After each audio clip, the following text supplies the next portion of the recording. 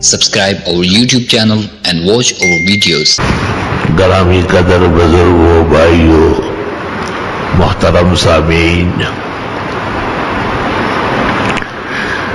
محترم مہینہ ہے ربیع الاول کا، اور اس میں حضرت صلی اللہ علیہ وسلم اکثر احادیث و آثار کے مطابق دنیائے بے رنگ و بو اور عالم ناسوت میں تشریف لائے ہیں۔ آپ کی ولادت باسعادت کی تاریخ الگ تحقیق 9 ربیع الاول ہے، اور 12 ربیع الاول کا قول ابو محمد ابن اسحاق نے بلا دلیل کیا ہے، لیکن اکثر لوگوں نے اسی پر عمل کیا ہے۔ حافظ عماد الدین ابن کثیر نے محرم میں کوئی تاریخ بتائی ہے، اور پیرانی پیر شیخ عبد القادر جیلانی نے 10 رمضان المبارک کہا ہے۔ آپ سے پہلے تاریخ لکھنے کا رواج کم تھا، اس لیے اس قسم کی چیزوں میں تاریخ کے تعین میں یقیناً اختلاف ہو سکتا ہے، اور اس سے رسالت مآب صلی اللہ علیہ وسلم کے کمال اور جمال میں کوئی فرق نہیں آتا۔ البتہ وفات یقیناً 12 ربیع الاول ہے، اس لیے زبان عام و خاص ہے 12 وفات۔ کچھ زمانہ پہلے 12 وفات کے رسم کیے جاتے تھے، اور لوگ خیرات کرتے تھے اور حسنات کرتے تھے، اور حضرت کے روح الارواح، روح مرتاز، روح شایان شان، روح جل و جمل، روح تزین و ادرکا و تسیر و تقبلا، جو حقیقت میں روح السماوات والارضین ہے، روح الخلائق اجمعین ہے، وروحہ روحہ ونورہ نورہ۔ ملا علی قاری ایک مقام پر کہتے ہیں ارواح کا سردار آپ کی روح ہے، اور انوار اور برکات کا بھی وہی پیغامبر و پیش خیمہ ہے۔ یہاں تک کہ وہ روایت جس میں ہے کہ نورہ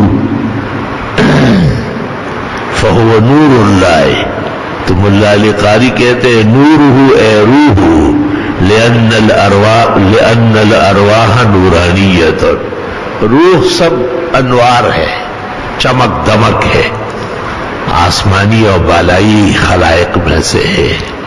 قل الروح من امر ربی وما اوتیتم من العلم الا قلیلا، اتنا علم تمہارے پاس نہیں ہے کہ اس کے کنہ کے اور حقیقت کا ادراک کر سکو۔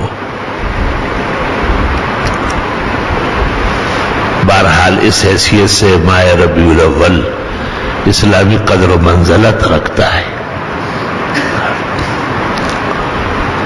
لیکن قدر و منزلت کے 2 معنی اور مطلوب ہیں۔ ایک یہ کہ کوئی رواج، کوئی رسم، کوئی عبادت اس سے متعلق ہو تو شرعاً ولادت باسعادت یا وفات حسرت آیات سے متعلق اس قسم کا پروگرام نہیں ہے وابستہ، اور باقی کیوں نہیں ہے؟ اس لیے کہ کسی دن کو منانا اس ہستی کا ہے جو دنوں کے حساب سے پورا ہوتا ہو۔ آپ کا سارا زمانہ گواہ ہے، آپ کی تشریف آوری کا اثر تمام ارض و سما پر ہے، فرش اور عرش پر ہے، اجساد و ارواح پر ہے۔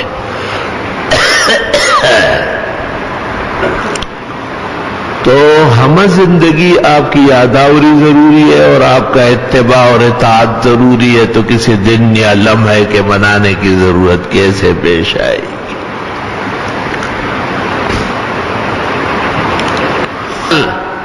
اس وقت یہ تاریخ سامنے نہیں آئی کہ ولادت یا وفات سے اسلام کی تاریخ شروع کی جائے۔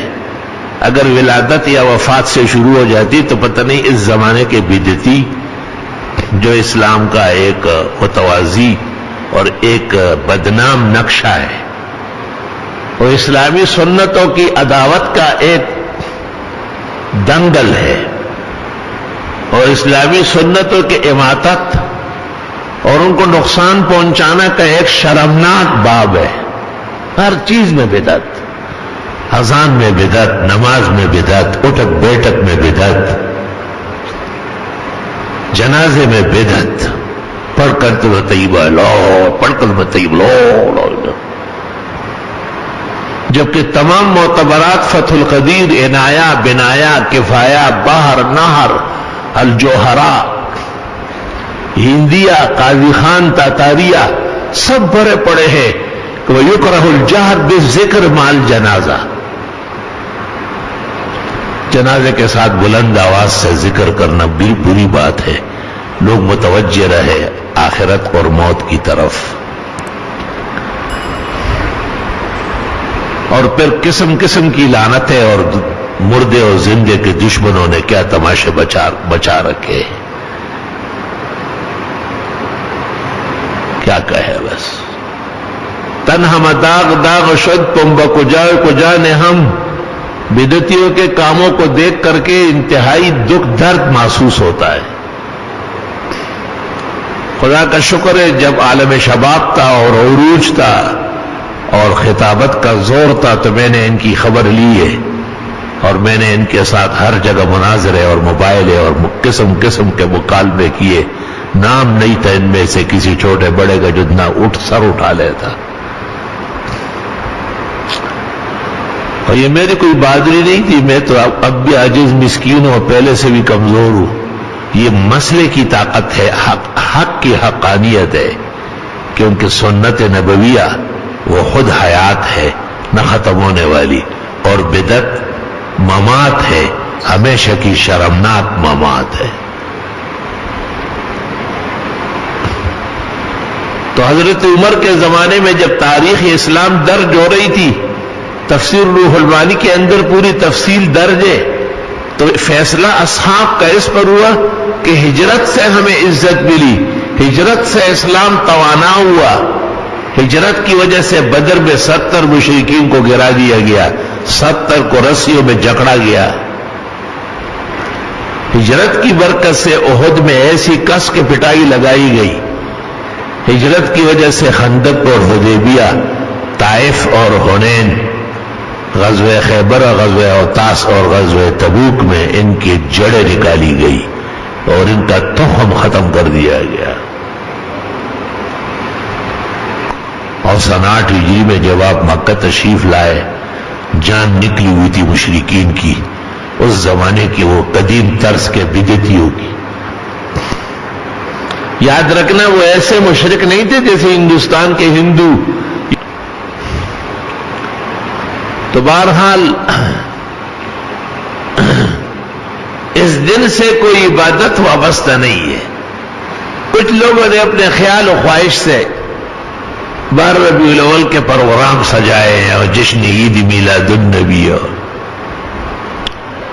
بخاری شریف میں ہے کہ ایک یہودی نے حضرت عمر سے کہا، یا امیر المومنین، آیت فی کتابکم لو نزلت فینا الیہود لاتخذنا ذلک اليوم عیدا۔ اے عمر امیر المومنین، ایک آیت آپ کے ہاں نازل ہوئی ہے، اگر وہ ہمارے یہود کے ہاں ہوتی ہم اس دن جشن منا لیتے۔ لفظ آئے ہے لاتخذنا ذلک اليوم عیدا۔ حضرت عمر نے کہا قد عرفنا ذالک، قد علمنا ذالک۔ حضرت عرفات میں تھے، اپنی سواری پر تھے، مجمع تھا، اور تو علماء کہتے ہیں مبارک دنوں کو جشن منانا یہود کی خصلت ہے، اور اس کو علم اور معرفت سے بنانا صحابہ کی سنت ہے. ان فی ذلک لعبرۃ لأولی الابصار. یہ غلط جذبات جو ہے اس کی اسلام میں قدر نہیں ہوتی. جذبات اپنی طرف سے پیش کرنا کہ ہم جمعے کی نماز 2 رکعت کے بجائے 4 پڑھ لیں تو یہ کوئی جذبہ ہے؟ ہم مغرب کی 3 رکعت فرض بجائے 3 کے 4 پڑھ لیں تو یہ کوئی جذبہ نہیں ہے، بیکار بات ہے. زیادت فی الدین اس لیے منع ہے. تو ہمارے بعض دوستوں نے میلاد النبی کے نام سے بھی پروگرام بنائے ہیں، ہر سال کرتے اور وہ کہتے ہم اہل سنت والجماعت ہیں. عکس نام نہاد زنگیرہ کافور بدعتی کو سنی کہا جانے لگا. کیسے عجیب بات ہے. عجب سا زمانہ ہے اور مردانہ زنانہ ہے اور زنانہ مردانہ.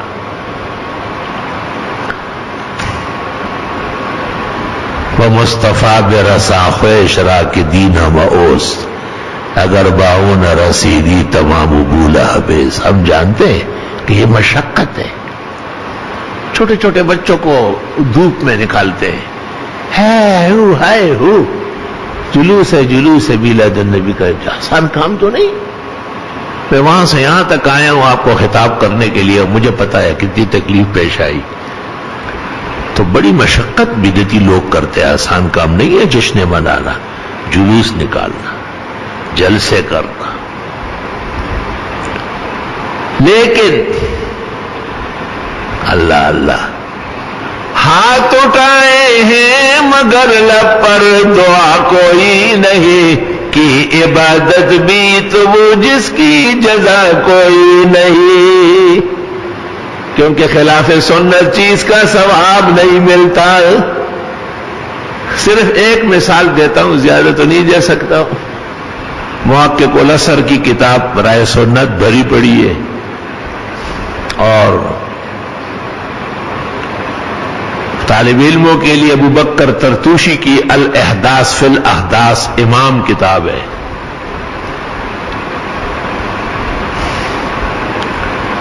اور غرناطی شاطبی کی کتاب الاعتصام شاید اس بنیادی مسئلے میں اساس کی حیثیت رکھتی ہے. رسول اکرم صلی اللہ علیہ وسلم نے صحابہ کے ایک جماعت کو حکم دے دیا کہ روانہ ہو جاؤ، فلاں محاذ پر پہنچو. بڑی مشقت اور محنت نبی اکرم صلی اللہ علیہ وسلم اور صحابہ نے کی ہے. ایسا آسان نہیں تھا. وہ پشتو شاعر نے کہا ہے پاک پیغمبر وہ پہ اسلام ڈیر کڑے جلے دے رو رویڑیا ممترا گلے دے. پیغمبر مرسل اور ان کے صحابہ نے تو جانے کا پائی ہے.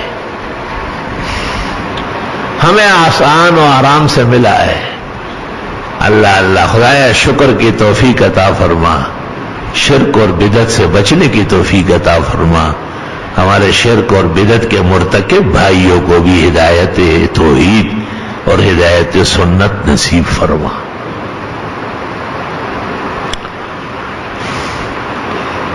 صحابہ کی ایک جماعت کو آپ نے حکم دیا، غالباً بلقان جانا تھا،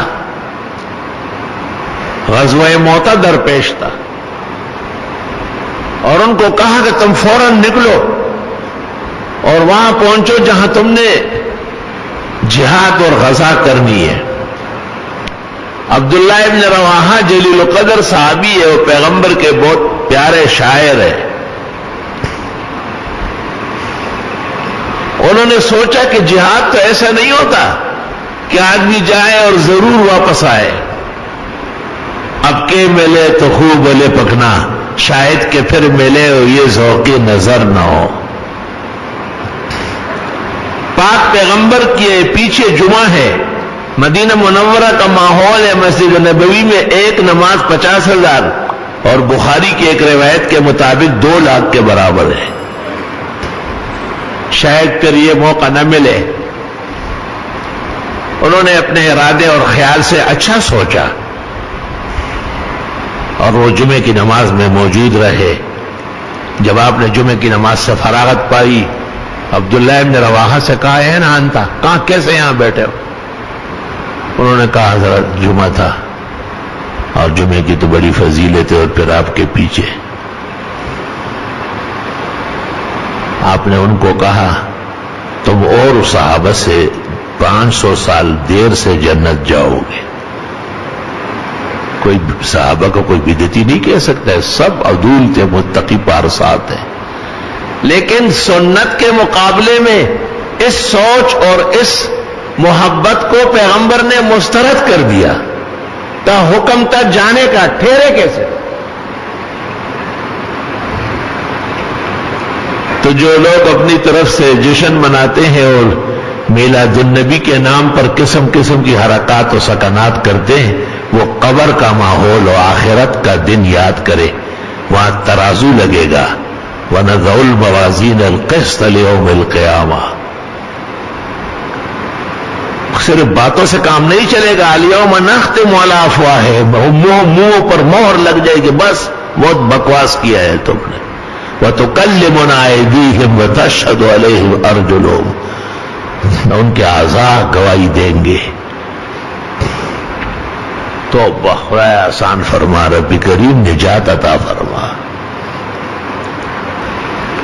تو میرے عزیزوں اور بھائیوں، یہ ترازو اس لیے لگے گا کہ کوئی کہے گا ہم اچھے، کوئی کہے گا ہم اچھے.